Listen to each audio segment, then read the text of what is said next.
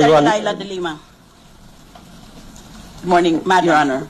In international law, is there a distinction between international armed conflict on the one hand and non-international armed conflict on the other hand? Since you mentioned this in your statement. Oh, yes, Your Honor. I ask this question basically for the education of the public. The difference between international armed conflict and non-international armed conflict. Well, under the Geneva Convention, under the Rome Statute, it really contemplates international conflict and also non-international Ganito conflict. kasi yon. Meron tayong law of armed conflict pag naggera ang dalawang estado, dalawang states. Meron tayo law of non-international armed conflict pag naggera ang estado or ang state with a rebel group within its midst. At saka, gumawa tayo ng ganitong distinction para hindi mabigyan ng legality, hindi ma-legitimize ang mga terorista at ang mga rebelde. That is the answer. Yes. There is non-international armed conflict in this situation, and we must therefore remember that the terrorists are not entitled, in most cases, to the protections of the international instruments on the conduct of warfare, such as the Geneva Conventions and the Rome Statute of the International Criminal Court. Second question. What challenge is posed by the development and application of humanitarian law to this non-international armed conflict? Bakit napakahirap i-apply ang ating international humanitarian law sa ating sariling bansa dito sa nangyari sa panahon?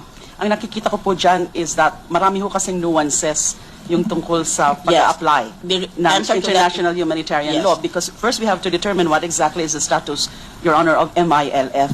And I think there's divergence of opinion there. But the MILF has already stated that they remain to be a revolutionary organization. And therefore, as a revolutionary organization, what do we call them? How do we consider them? Is it an insurgent force? Is it belligerent? Although I'm not prepared to concede to that there is a status of belligerent. The distinction between an insurgent and a belligerent. A belligerent had more rights under international law than an insurgent, but wala na ngayon ang belligerent in international law vocabulary. Under the traditional international law, there used to be a difference, but it has evolved into something else, into something that you don't make any distinction because of the human rights perspectives of all of this. The challenge in this situation by humanitarian law is the following. The battle or the fight is asymmetrical. Hindi sila magkapantay. Kasi itong isa is a full state with all the requisites of a state. A population, a territory, and the capacity to deal with other nations on an equality basis. Whereas itong isa, pasundot-sundot lang siya para siyang guerrilla force. Kaya hindi mo naman pwede na ipantay ang pagtarato sa kanila dalawa. Otherwise, we will be giving a premium to terrorists, rebels, and other disgruntled members of any civil society. Finally, what is the distinction between a situation of armed conflict and a situation of law enforcement? With respect to the situation of law enforcement, definitely all the laws, all our penal laws and other laws would apply. In situation of armed conflict, then that is the time that we can consider principles under a humanitarian law. And it so happened that those principles have in fact been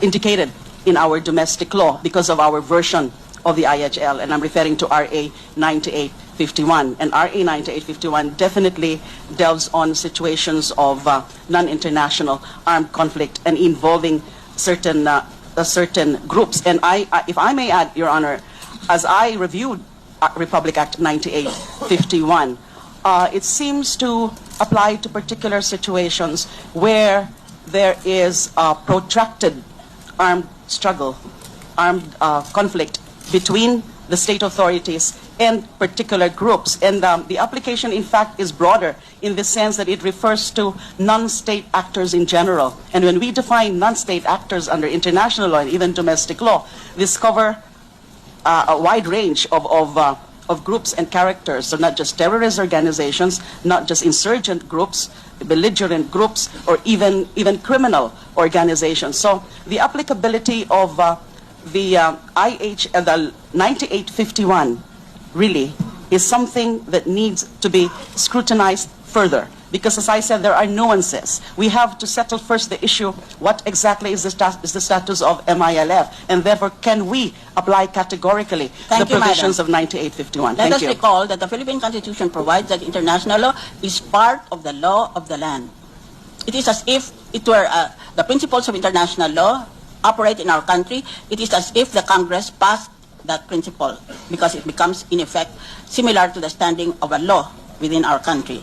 Thus, the question is, does international law cover non-international armed conflicts?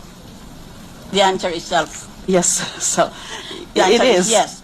Because of our the constitutional international humanitarian law statute and human rights law. For example, it is important for the MILF and the BIFF to be informed of this fact because they seem to be oblivious of it. The Rome Statute of the International Criminal Court includes non-international armed conflict in the concept of war crime. So I submit that what happened to the 44 Filipinos was a war crime committed by the MILF and the BIFF. And then, may I just go to this point? You said yesterday or 2 days ago that because the PNP is purely civilian in character, there's no such thing as a line of command because that is a military concept.